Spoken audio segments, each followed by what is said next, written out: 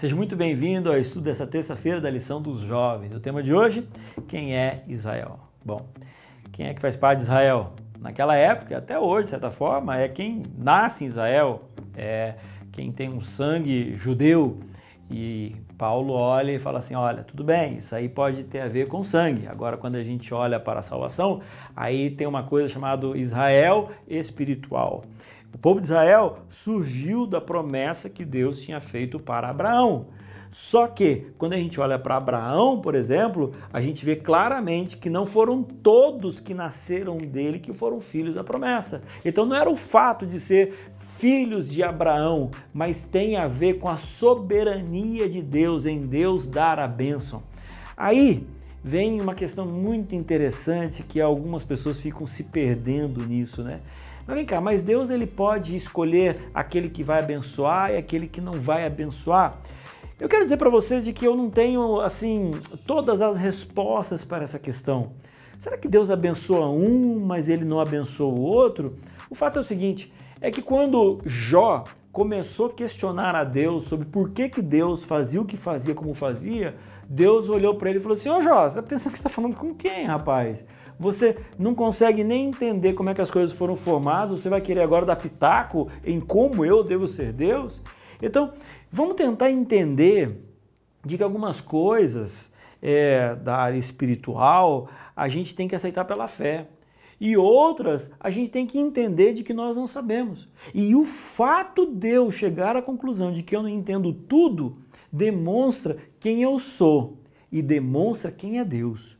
Demonstra que eu sou criatura e de que Deus ele é criador. E um dia, muito dessas coisas eu vou entender.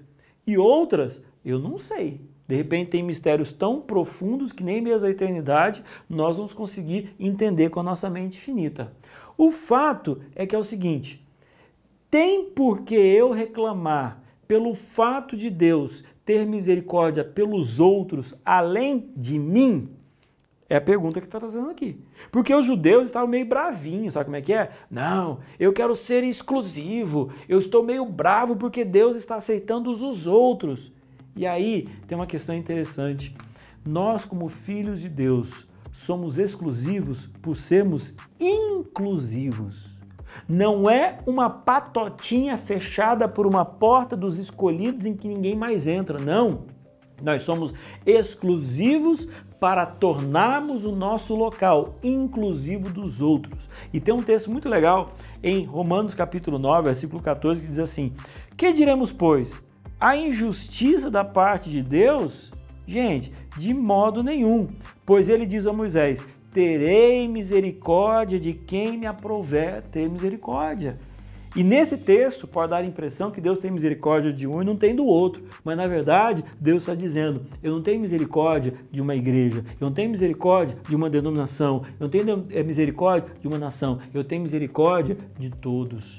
E aí, quando eu vou um pouquinho mais à frente, no versículo 25, diz assim, assim como também diz em Oséias, chamarei povo meu ao que não era meu povo. Sabe, como eu tenho dito aí nos últimos dias, Romanos capítulo 9 até o capítulo 11, foi um banho de água fria para os judeus que se achavam exclusivos e que se achavam superiores.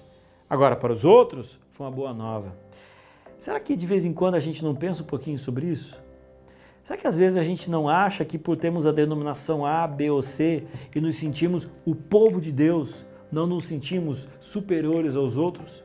Em alguns momentos, até parte de um clubinho, que se por acaso alguém não quis vir, o problema é dele, ele que perdeu a oportunidade da salvação.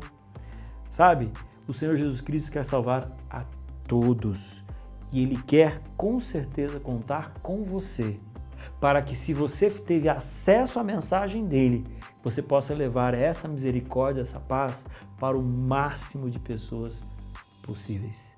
Deus te abençoe.